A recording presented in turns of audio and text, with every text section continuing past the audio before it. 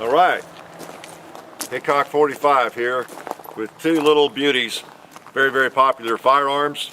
This one's soon to be very popular, and this one has been very popular for a long time. The Kel-Tec PF9 and the Ruger LC9. Very similar, same size. Let's talk about them. Was going to do this a little bit later, but I've gotten so many requests, so many calls, or not calls, phone calls, but so many messages to compare these two guns, because everybody knows I have them now and through the videos.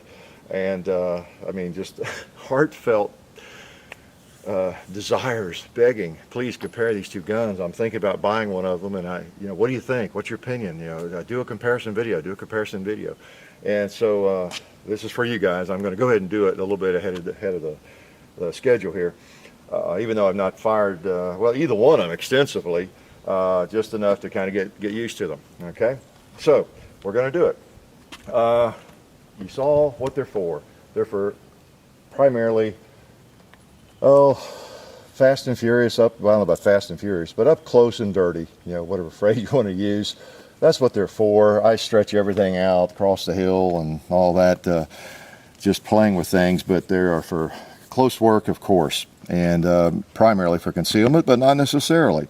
With 48 states, again, at least, allowing concealed carry, and literally hundreds of thousands of citizens doing that legally, these are part of a very large market. So I want to give an objective look at both these guns as best I can. All right, if Ruger doesn't like it, if Kel-Tec doesn't like it, I'm sorry. So let's start.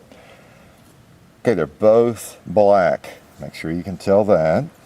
Okay, they're both about the same size. All right, not a bit of, not a width's worth of difference really. Okay, nothing worth talking about in terms of size. About the same. I don't know if I have them evened up there, but I've stuck them together so many times. They're about the same size. Those trigger guards are a little bigger on the Ruger, and that actually helps. Okay, let's take it off there. Now, in terms of weight, I have to get the empty mag out of that one. And again, they're clear. Both of them are clear. We're going to be messing with them here. In terms of weight, the Ruger is, I think, about 2.5 ounces heavier than this one. And if you pick them up, you can kind of tell that. It's not like, oh wow, that's a heavy gun or anything, or much heavier, but you can tell it's just a little heavier. Okay, and I think the recoil absorption is better on that for that reason. So the Kel-Tec is lighter in that sense. Now, some people would consider that an advantage. That's a plus for this gun because it's a little bit lighter. When you actually fire it and get more recoil, maybe you don't. So it really just depends on where you're coming from and how much experience you have shooting. Some people really need, I think, a heavy gun or heavy slide to absorb some of that recoil. It's one reason a lot of other firearms sell so well. When they fire them, they just absorb the recoil and they feel better, particularly in a 40. Whereas someone who's really experienced, they really want to maybe crank down to a lighter gun, so for the other advantages that you get with a lighter gun. Okay, so let's start at the top. Well, I told you about the weight, at pretty much a 2.5 ounces, something like that. There is a little bit of difference there. One of the main things is price. I don't get into ounces and price very much, so I'm going to get a little bit of that on this gun, these two, because they're so similar.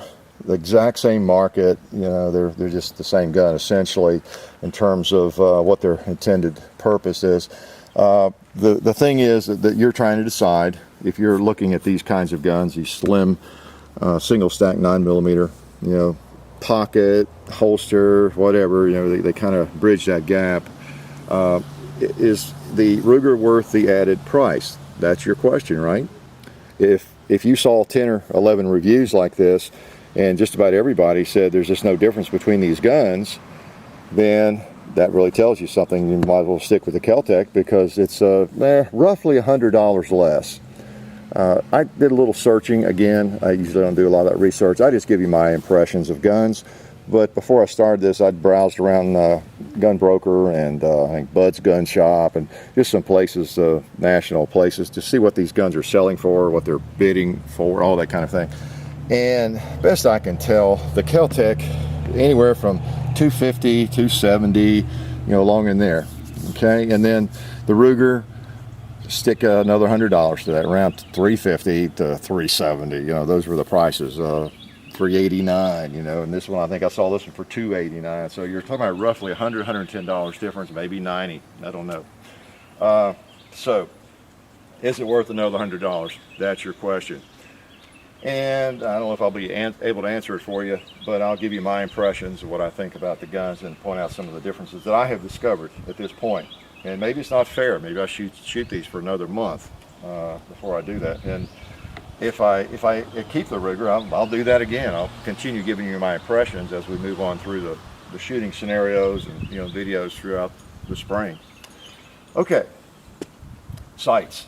Not much difference in sights. They're both, you know, I don't notice any difference when I shoot them at all. Sights are both fine. Guns are the same size, basically, as I say.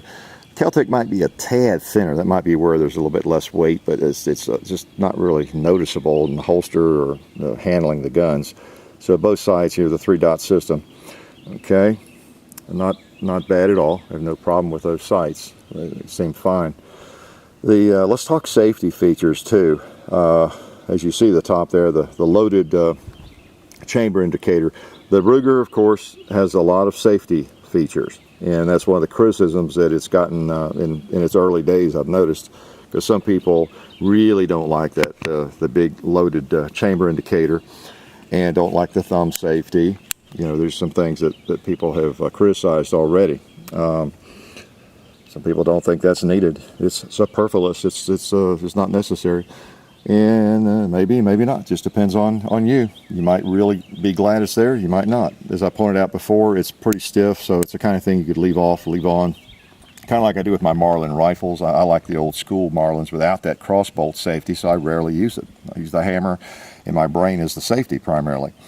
So that one's up to you.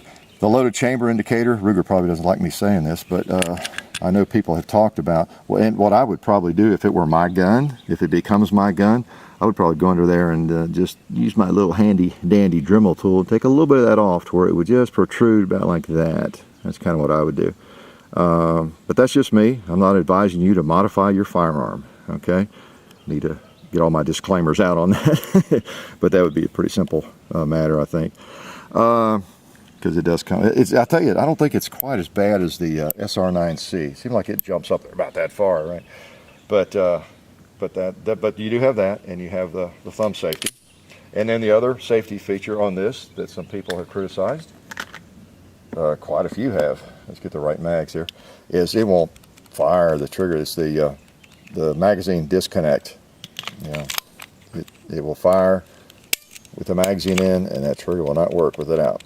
I guess that can be deactivated too, whether you choose to do it or not. Okay, so those are some things. That's really three safety features. I'll say features that I really don't think the Kel-Tec. I know it doesn't have the magazine disconnect. It does not have. I don't see a chamber indicator of any sort on it. I put around it. I couldn't tell any difference really in the way this. So let's double check to make sure. This is highly scientific. I couldn't see any difference there in the extractor or anything, the way that's like pushed up or anything, and I can't really see. You can kind of see through there, but I don't know if they consider that to be a chamber indicator. They might, because you can actually see the brass in there. Okay, so I don't know, I wouldn't want to have to rely on that in the dark, but so basically you don't really have those three safety, I'll say, features or characteristics that you have with the Ruger. And I don't know whether that's a plus or minus. It depends on you, doesn't it? A lot of people might buy it for that reason. Others would not buy it for that reason. But I'm just pointing those things out. All right. What else? Okay, so that kind of covers the safety issues of it, I think. The grip, I actually like the grip on the Kel-Tec a little bit better. It's a little fatter. It I don't know, gives me a little bit more to hang on to. I'm not so sure about the texture of it. I like that whatever serrations or that finish on the Ruger, except not much of my hand touches it. I'm mainly touching the edges and the sides, the corners. If the whole grip were like that, I'd love it. But it's a little thinner, and I like the meat on that. A little bit more meat to it. Okay, this gun feels good. It really does. feels good, it's light, and all that. So anyway, the grip, I have to vote in favor of the Kel-Tec. I like that. Let's move on to the trigger, because I have some issues with triggers here. I always have issues with triggers. First of all, they're both, you know, double action, so I don't like those as well as striker fire triggers. And then, so when I have a double action trigger, it really comes down to when it breaks, where it breaks, and how it feels, and all that. So it really ups the ante if a gun has a double action like that. And I think I might have pointed out on the Kel-Tec, one of the issues I have with the trigger on the Kel-Tec is it's just so far forward, and there's not much room between the trigger and the front of the trigger guard for me, and most people. I've seen other people comment on that. So not much at all. And when I pull it back, I know I'm not supposed to dry fire the gun. When I fire it, when you're actually firing, you almost can't, like right there, it hasn't reset yet. You got to, well, maybe, no, it's not cocked. But it really do, you feel like you have trouble getting it reset. You got to really push your finger through the trigger guard. And I have a little issue with that. Not a lot. As I've shot it more, I've kind of gotten the handle on that, and trying to quit putting so much of my finger through the trigger as I normally have to do, so that I can fire it better. I get a little bit of a pinch. If I just pull that trigger now and release it, I get pinched like crazy up here against the frame, and almost didn't get one for that reason when I looked at one in a gun shop, because it was just pinching me. I don't get that pinch as badly when I fire it. I guess recoil brings it up out of my way and creates other issues with it. So I get a little bit of trigger bite there, or trigger hurt sometimes if I'm not holding that trigger right.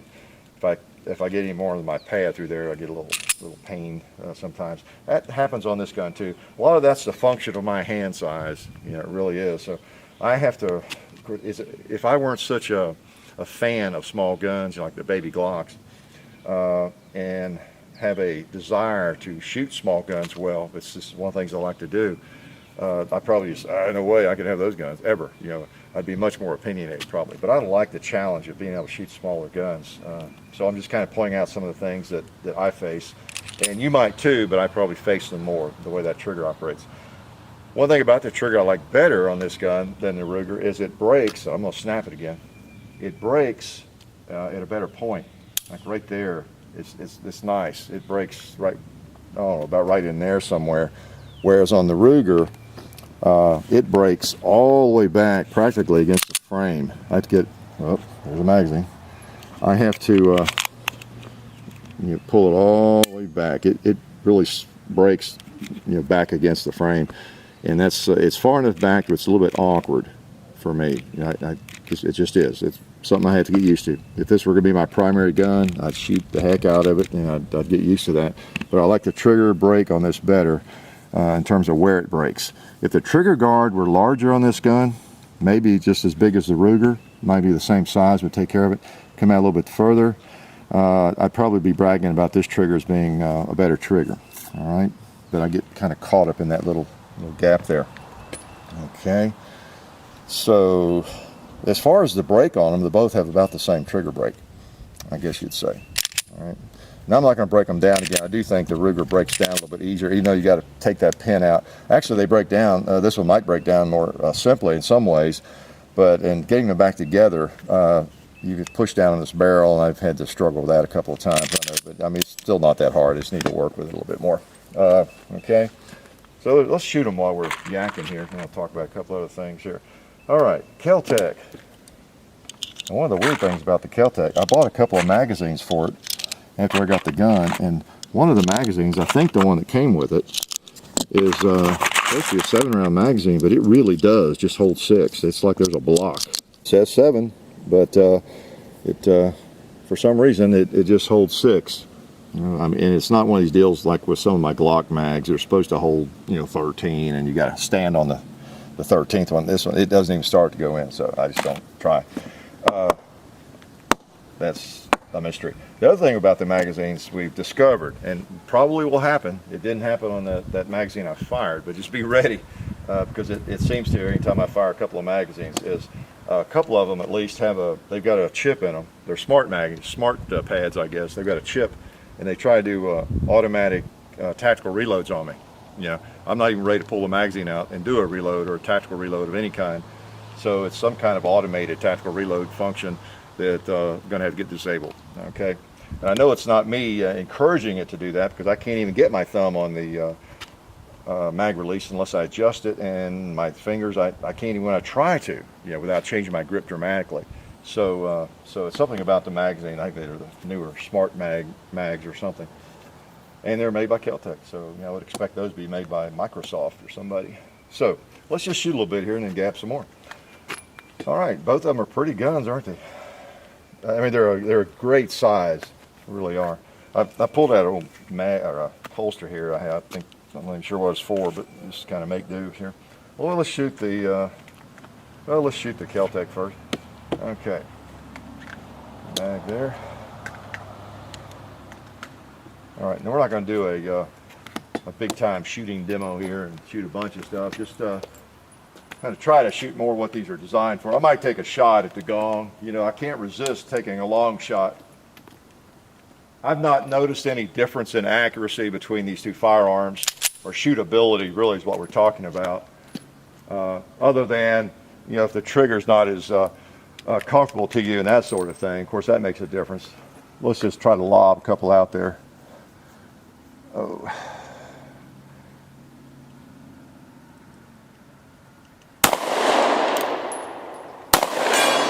All right. Oh. Automated mag release caused it to malfunction.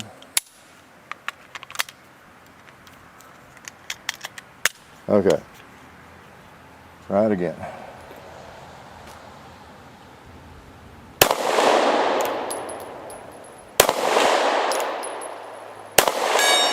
All right, got him on the last shot. Got to remember, that's one with a chip in it. Okay.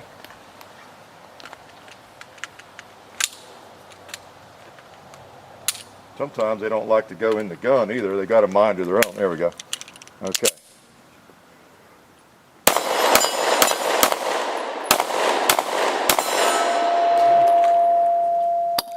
It's a loud little gun.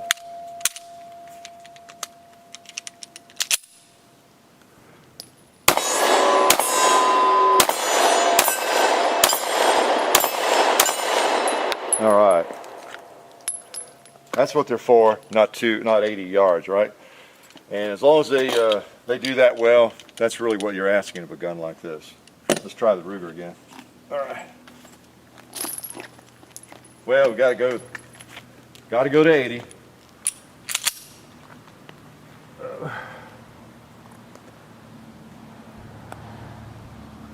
Oh boy, did I flinch on that one? I pulled down. Gosh, I didn't hit the ram.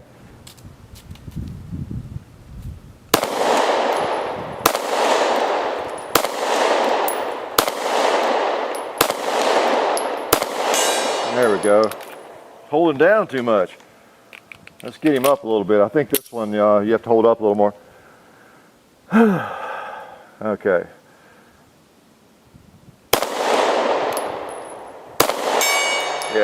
Yeah, I'm right. Okay.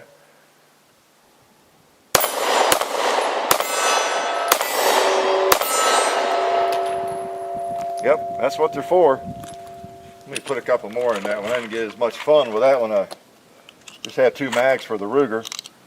It's really difficult for me to shoot a gun in a video and do a quote-unquote review. It's 2 mags, but I'll take a couple more shots of this baby.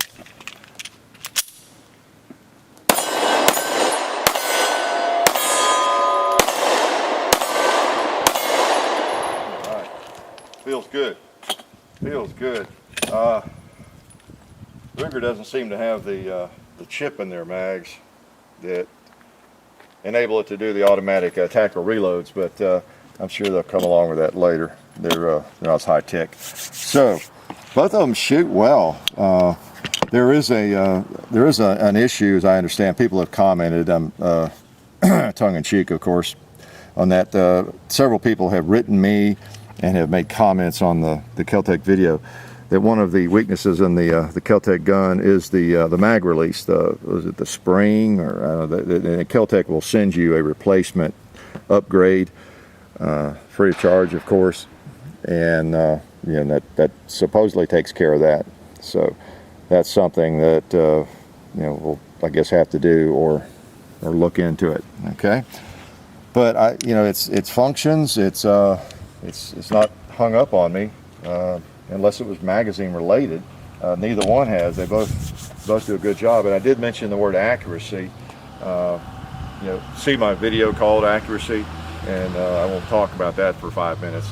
But accuracy really gets down to the trigger, and you know, like I said, I like the trigger break on the Kel-Tec better. It breaks at a better point. And if someone said, I'll give you $10,000 if you can hit some little target over there, I might be tempted to use this one because I like where the trigger breaks. I don't know. And so I was used to that. And then when I shot this one, like I said, you got to come all the way back. And you know, I was back there, I was expecting it to break, and it didn't break. It didn't break, and I kind of flinched a little bit and shot whatever, a foot or two low, I think, on that gong. So it's just a matter of getting used to it. And it also reinforces the fact that you want to stick with one gun, particularly one of these.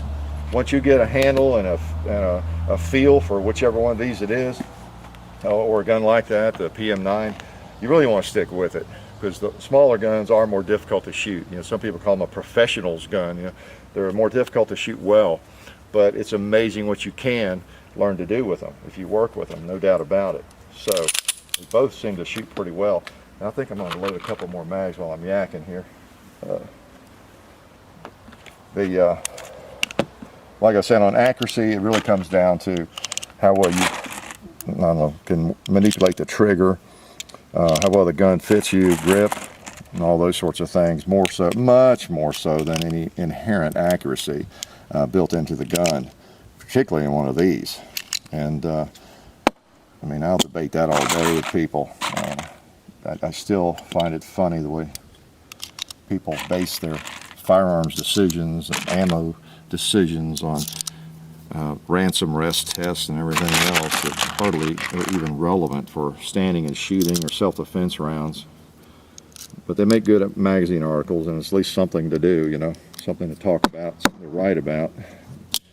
I mean, not that it doesn't, you know, have some bearing, and you know, it is interesting to know and have confidence in your ammo or the accuracy of your gun. It's just that, you know, there's not many guns made these days that are inaccurate, or that, you know, you're gonna be slinging. Like I couldn't hit one of those plates with it. If there's a gun made today that, or maybe any day in the last 100 years, that I can't hit those 8-inch plates with from here at 18 yards, whatever that is, that gun has got some serious problems, because it's just not going to happen. Okay, let's take a couple more shots. What should we do here?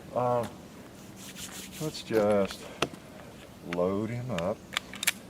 I know what we haven't done. You know, tested that.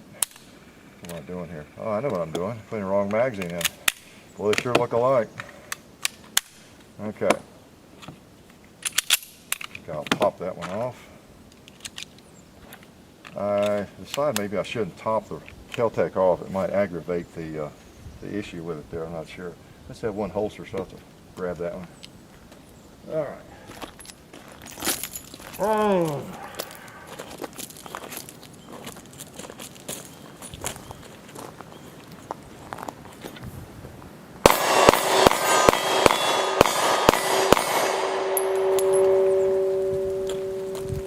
Feels good.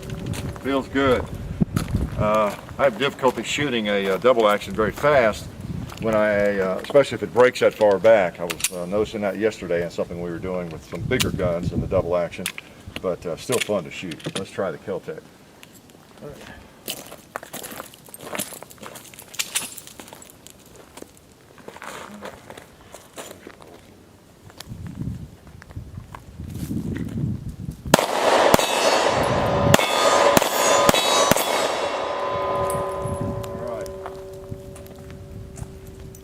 Does the job, does the job. You can't machine gun with these little guns. That's something I always get in the habit of doing. I forget you really can't do it. At least I can't. Maybe you can. But they both seem to work. You know what? I don't think the magazine dropped out on us, did it? Okay. We're lucky today. We're lucky.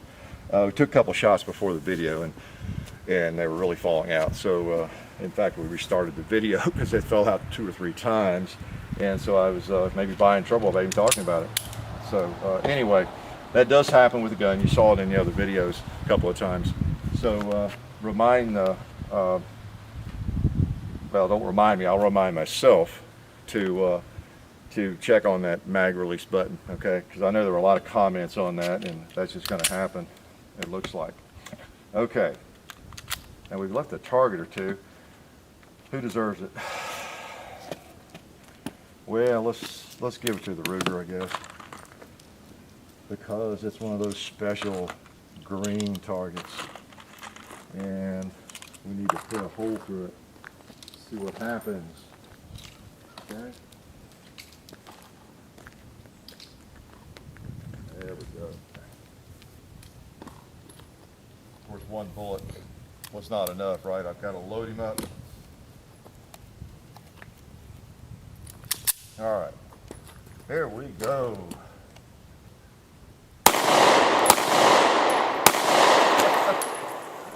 A little trouble there, didn't I?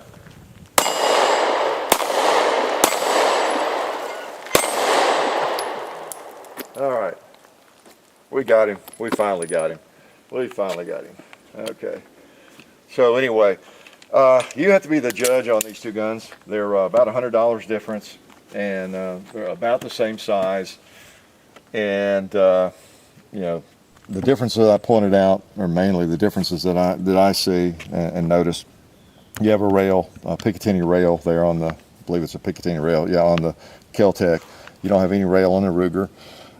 Which I prefer, but you may want the rail, you know, so that would be a plus for the Kel-Tec for you on that. And other than that, they're both about the same size. They shoot about the same. I hold a little higher with the Ruger, at least at long range, than I do the Kel-Tec. And then the Kel-Tec kicks a little more because it's a little bit lighter in the slide. So that, I think, is probably where the 2.5 or 3 ounce difference comes in the slide. And it doesn't take much to make a big difference in a gun, as you might know already. That's one reason I know, if you haven't shot much and you're kind of new to firearms, you might think I'm turning into a nerd about this stuff when I bring the calipers out and I talk about these little bitty differences in guns. But it's like a gun stock. If you've ever had a gun stock that was too long for you or too short on a rifle or shotgun, I mean, you can add that much literally, or take that much off, and it feels like a totally different gun. And the same way with thickness of a slide. You know, if you've got an inside the waistband holster, I mean, just a little bit changes the entire feel of that gun and the comfort of it. You know, really, really does. And same way with on the trigger, where the trigger breaks. You know, because we're all doing the same thing. We've got our web of our thumb there and index finger in the back of that frame. And where it breaks makes a difference. If one breaks out here somewhere, it feels good to me. If I have to bend my finger further to get to that break, it's not as desirable for me, you know, and I tend not to shoot it quite as well. So those are little things. They're subtle, but they do make a difference. You know, if you just are new to shooting, you just pull up the gun, pull the trigger, and hope you hit in the area, those things aren't that noticeable to you yet. They will be, believe me. So I do talk about those things a little bit, maybe more than you think necessary. So there they are, Kel-Tec PF9, Ruger LC9. This one's been around a while. No big secrets about that. There's lots of information on it, lots of videos on it, and there will be a lot of videos on the LC9, I'm sure, too. So again, the biggest negative right now are the magazine releases that we're getting, the automated magazine releases. But as I understand, that's fixable. Okay, and for the money, you know, my gosh, that's not very much money to get a gun. If you get those little things corrected and it's working for you, and a lot of people have posted, you know, say I've shot mine 1,500 times and everything, and it's still going strong, no problems. You know, that's a lot of gun for $250. You know, so you've seen everything that's happened to me or how it's shot. So it is what it is. You know, it just is what it is. It's fine. I do understand you're not supposed to dry fire it. A lot of people reminded me of that. To me, that's a negative. That's one thing I didn't mention. I won't have a gun probably that I can't dry fire. It's that simple. So it may bother you, it may not. It does me. I just won't have a gun around and shoot very much if I can't dry fire it. I don't care what the reasons are. I don't care who the manufacturer is, other than 22 rimfire. I'm going to dry fire them some. It's just my old IPSC habit, you know, to make sure that they're safe and clear. So that's going to happen. Yeah. So you want me to buy it, make it dry fireable. Okay. And I guess that's about all I got to say on these two guns. If you have any questions, ask them, you know, real quick here, because we're probably going to wrap it up in a minute. Hope that gives you a little bit of insight, a little bit of information there that you can use. So I'll be seeing you around. I'm glad you came to the compound to see the comparison. Life is good.